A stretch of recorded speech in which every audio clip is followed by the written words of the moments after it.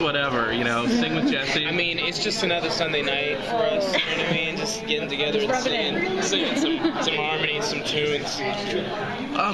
Can you talk about this movie that you're doing in the fundraiser that you did with two of your co-stars? Yeah, Jesse Martin wrote this amazing film called The Letter Carrier, and it's basically based on stories and cultural components of his upbringing, and it's kind of this like spooky children's story, and he's made it into somewhat of a very realistic sort of fable, to use dichotomous words, and we're putting it together. Rick Cosnett will be directing with Jesse. Jesse wrote it. I'll be working on music for it, and we start filming it on the 18th. It's gonna be amazing. Yeah. Well, in the Flash world, we know Doug Jones is going to be coming up as kind of a crossover between Arrow and Flash. So maybe you can talk about his character, what he's going to do on Flash. He plays. God, I can only remember his metahuman name. So I'm just kind of on that. He's amazing though. I'm not sure I can divulge what his powers are. Something to do with his eyes. I will give away that much. And he's been amazing to work with. I mean, I actually had a bit of a starstruck moment when he came on set. Yeah, because he's created some of the most legendary characters. And I'm like, yo, I'm talking to Doug Jones right now. And so I kind of had to take a moment to be like, I'm sorry, I'm gonna be a little fanboy for a second right now. I love your work. And he was like, oh, he was so gracious and so kind. It's so great to work with him. He's super patient and so nice to work with. So hard to keep a straight face with. He's such a rubber man. You can make so many expressions. Oh yeah. It's actually inspiring. I find that when if we're in the same room or we're doing the same scene together or something like that, I'm inspired by what he brings to his characters. It's very creative. He's very creative. So, yeah. What kind of a dynamic does Cisco have with Ray Palmer when he comes to town? I think it's pretty much the dynamic you would expect from these two geeks. Because Ray is a total tech geek. He loves his tech, and he loves coming up with inventive ways of employing engineering. And I think Cisco's very much the same. And so Cisco, to a certain degree, looks up to Ray and the work that he does with Palmer Tech. And so when Ray comes to Central City, they definitely hit it off right away. And on top of that, it kind of maybe becomes a little bit of a bromance. You know what I mean?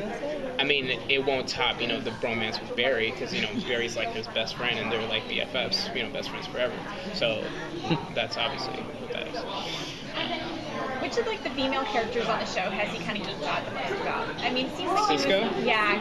He likes the ladies too. Oh, Cisco loves the ladies. I think the Black Canary moment, I think fans are really going to enjoy that. I think, as is expected, Cisco goes crazy when he learns the identity of these people and the fact that he gets to work with them and be in cahoots with them. So I think Black Canary is definitely one that he's been most excited about so far. Does he have any good lines for her?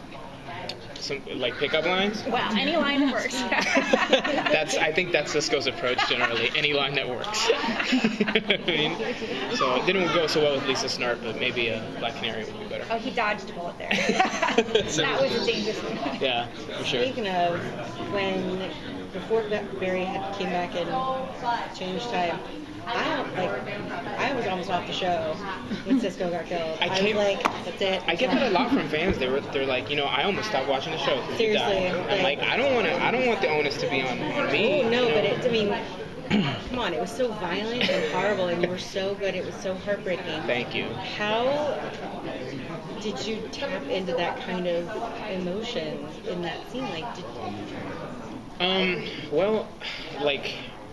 Andrew had told me ahead of time, weeks ahead of time, that this was going to happen.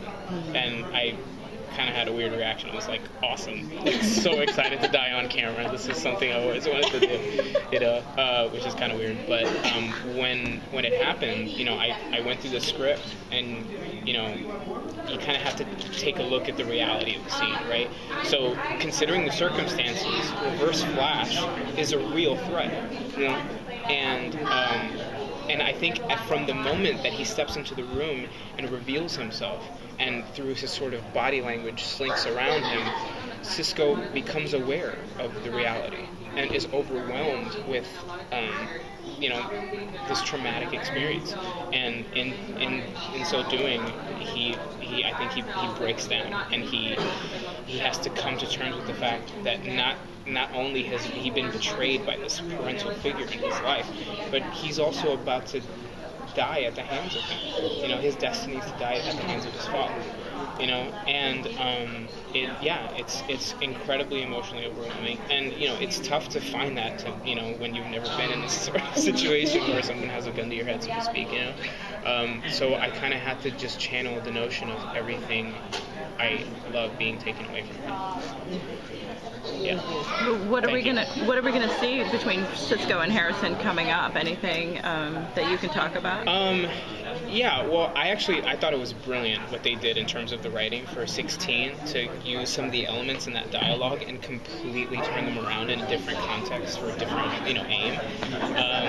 So you can definitely expect a lot of that father-son relationship to be played with and to be tested.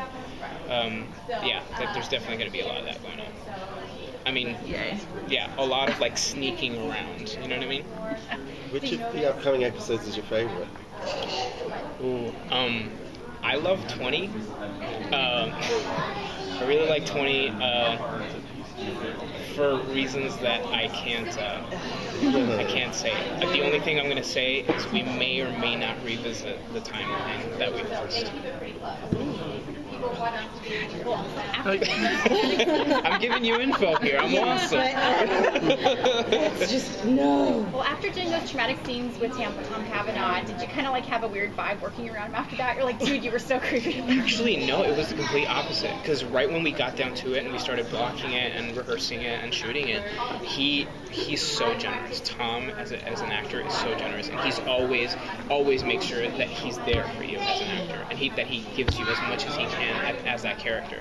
So even though there was a very definitive, frightening dynamic between us in the scene, ultimately, when we let that scene drop, when they yell cut, I could always find refuge in him as a coworker, and just be able to talk it out and stuff like that. So in fact, it was the opposite. I felt like I was very secure,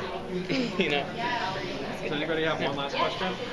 That father-son relationship between your character and Harrison Wells, is that one reason why you think Sisko stayed with him after everybody else left Star Labs? Most definitely. On top of there being, this sort of like love there between the two and an understanding in terms of their shared passions for engineering and technology, I think that Sisko saw that Harrison gave him a chance. You know what I mean? Give him a chance to pursue his dreams and his ambitions, and to find a home for an outlet for his passions. And I think, Sisko maybe didn't have too many outlets for that, didn't have too many opportunities for that. So Harrison was able to see his potential and pursue that. Thank you.